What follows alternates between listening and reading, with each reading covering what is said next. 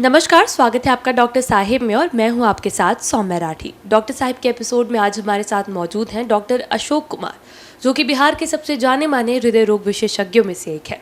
आज के एपिसोड में हम डॉक्टर साहब से ये जानने वाले हैं कि डायबिटीज़ और हृदय रोग, इनका क्या रिश्ता है। सबसे पहले डॉक्टर साहब नमस्कार, बहुत बहुत स्वागत है आपका। नमस्कार, आपका भी सौम्या जी। डॉक्टर साहब, डायबिटीज़ एक ऐसी बीमारी जो पूरे शरीर को किसी ना किसी तरीके से प्रभावित करती है, किसी भी अंग को नहीं बख्शती। तो मैं चाहूँगी आप हमारे दर्शकों को ये बताएं कि डायबिटीज़ का हृदय रोग से क्या रिश्ता है।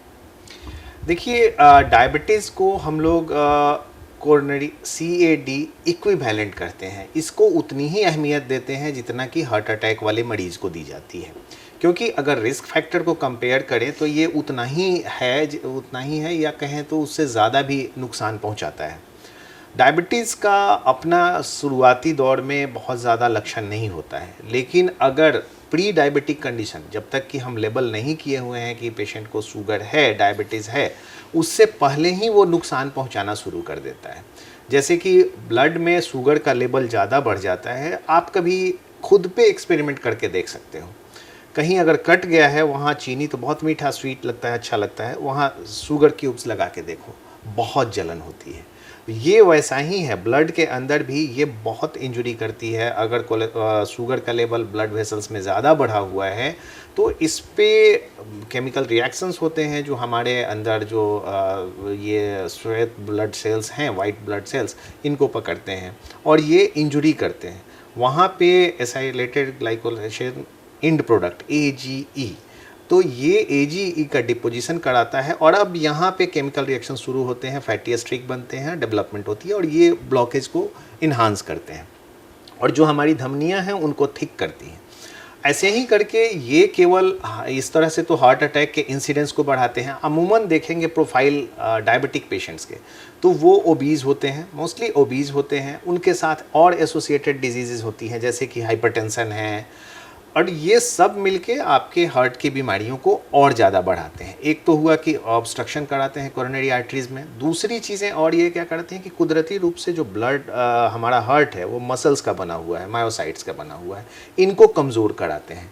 कमज़ोर करा के ये हार्ट फेलियर तक ले जाते हैं, जिसको हम लोग टर्म जो मेडिकली टर्म देते हैं डायबिटिक कार्डियोमायोपैथी। इसमें ऑब्स्ट्रक्शन नहीं होता है, लेकिन ये हार्ट के मसल्स फैलने लगते हैं, उतना इफ़िशिएंटली पंप की तरह काम नहीं करते हैं, तो वो हार्ट फेलियर में चला जाता है और पेशेंट्स को पैर में सूजन, सांस फूलना, धड़कन की बीमारी, ये सब होने लगती है। इसके अलावा सिर्फ हार्ट को ही नहीं, ये ब्लड वेसल्स जितने भी धमनियां हैं, जैसे कि किडनी के धमनियों को नुकसान पहुंचा के किडनी खराब कर देता है। आज के डेट में सबसे कॉमन कॉज है वर्ल्ड वाइड किडनी खराब होने का डायबिटीज़।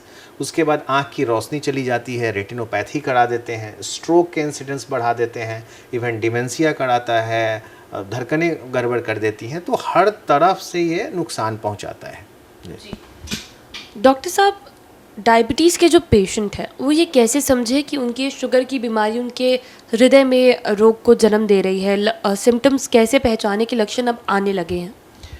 देखिए, इनके लिए सबसे अहम क्या है कि इनको हाई इंडेक्स ऑफ सस्पिशन रखना पड़ता है, क्योंकि शुगर के लिए जैसा कि पहले बताया कि शरीर के सारे अंग को नुकसान पहुंचाता है, तो ये नर्व्स को भी, जो कि हमें पेन महसूस कराने के काम आते हैं, उनको भी डैमेज करते हैं। तो आप देखेंगे कि डायबिटिक पॉपुलेशन जो एल्डरलीज होते हैं उनमें यूजुअली साइलेंट हार्ट अटैक का नाम एक सुना होगा आपने, तो उनमें दर्द की अनुभूति नहीं होती है। हार्ट अटैक हो भी जाता है लेकिन उन्हें दर्द नहीं होता है, सांस फूलता है, तो उनमें डिनायल बहुत ज़्यादा होता है। कभी पेशेंट कहेंगे नहीं कि मुझे दर्द हो रहा है, सीधे कहते हैं कि भाई थोड़ा सांस फूल रहा है। तो इसलिए उनको और ज़्यादा एहतियात की ज़रूरत है। और जैसा कि मैंने पहले कहा कि इसमें जो है डायबिटीज़ होने से पहले ही धमनियों को नुकसान पहुंचाना शुरू कर देता है, 5-10 साल पहले से डैमेज करना शुरू कर देता है, तो उनमें बहुत ज़्यादा चांसेस हैं।